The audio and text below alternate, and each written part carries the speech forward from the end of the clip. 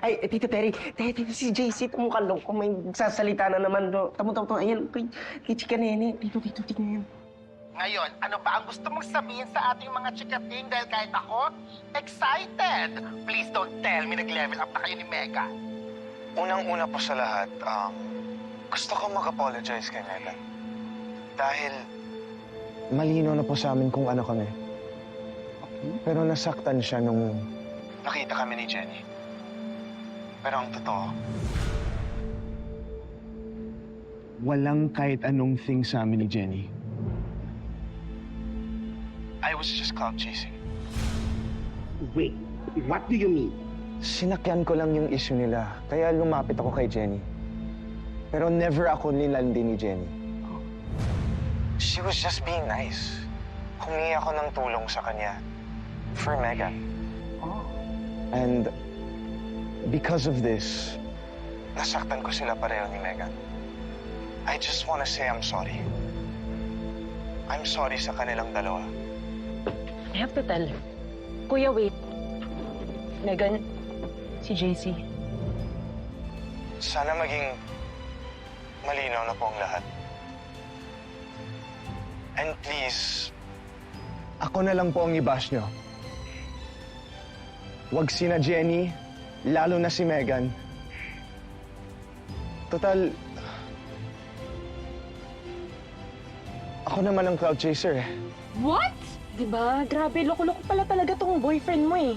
Isipin mo, pinagtatanggol pa niya si Jenny. What was he thinking is messing us? Why does he have to clear her name? Kinausap yan ni Jenny for sure, diba? I'm sorry. Yun lang po. Salamat. Good publicity naman. Isa lang ang ibig sabihin niyan. Hindi lahat ayaw sa'yo. Tadhana na ang gumagawa ng paraan para magkaroon ka ng second chance.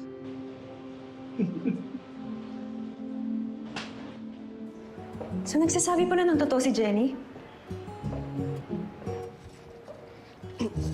Naman. Sabi sa inyo eh, bruha talaga yung Mega na yan. Bakit kasi tayo nagduda kay Jenny? Di ba makakatikim sa akin yung chasing yun? Sabi sa inyo eh, hindi talaga magagawa ni Bossing na jawain yung JC na yun. Eh kahit naman magkaaway yung magkapatid na yun, hindi naman manunulot si Bossing. Ulitin mo, lakasan mo. Hindi naman manunulot! Hindi taasan, lakasan. Baliw! Ayusin mo. Hindi naman manunulot. Tama! Kaya panira talaga yung JC yan eh. Uy, Boss Nate! Diyan ka pala. Diyan ka pala. Uy, idol! Diyan ka pa? Talaga? Diyan pala eh. Nga eh. Alam mo ba? Wala na yung tambalang Gen Z ah. Gen Z, siyo na lang. Yeah. I heard. Na-heard niya pala. Malakas pala yun. Nate! Lumakas pala. Nate! Tara na daw sa meeting with Madam. Pag-uusapan na yung tour mo. Kaya pala. Anyways, pag nakita niyo si JC, sabihin niyo sa kanya gusto ko siyang kausapin. Oo, boss. Kami bahala.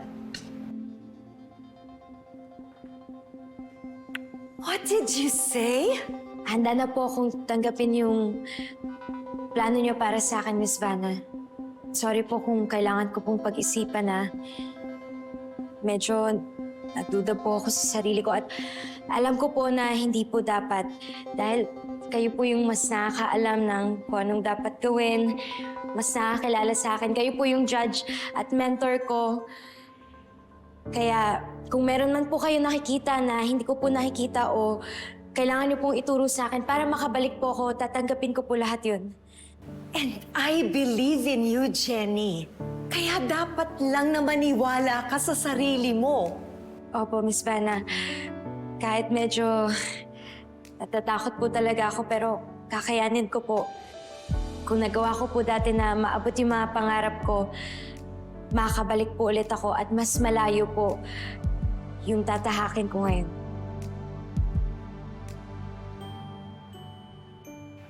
Mukhang tuloy na talagang pagiging solo artist ni Jenny.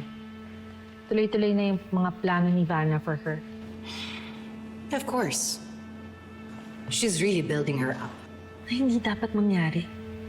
Kasi apektado ang Yumi. Nagmumukhang lumipat siya dahil may isyong Astra M sa personal life niya. And also yung mga solo stand, lilipat din sa kanya. Especially now, na nagsalita na yung JC. Na kiniklear yung name ni Jenny. I'm sure that their fans feel that Yumi is and will never be the same anymore. Parang nagkaroon din ako ng ganun ng struggle when Rosabellas was disbanded. Exactly. Kapag hindi natin naalagaan ng Yumi, pwede maging tulad mo si Jenny. Yung solo na lang ang susundan. Especially na Jenny has incredible talent.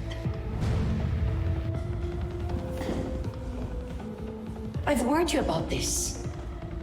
Pero hindi ka nakinig sa akin. Now, we have to do something. Kailan ang launch niya? Anya said sa katapusan na. Kailangan tapatan natin siya, Monica. Yumi must have a powerful act.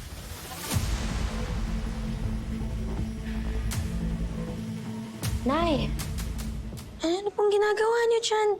Eh, ba't isa-isa pa? Mapapagod ho kayo niyan. Masyado pong matrabaho yan. Matulog na po kayo. Dili, nak. Sandali na lang to. Oh, ayan, oh. May forma na, oh. Oh. Ganda naman po eh. Okay na po yan, Nay. Taka. Ito pala, mga sapatos, may ibang damit pa dito. Sabi mo sa akin kung gusto mo silang lahat, may papalitan ba tayo? Kasi ilalagay ko na sa bag ka. Okay na po yan. Magagamit ko po lahat yan. Gusto ko, ikaw yung tinatawag nilang glowing. Glowing ka pa rin. Tsaka ayoko nang binabas ka na hindi maganda yung mga suot mo. Wala naman ho sa akin yun, Nay. Tsaka, tanggap ko na rin ho na hindi po ako yung visual. Pero at least, di pa po main vocal.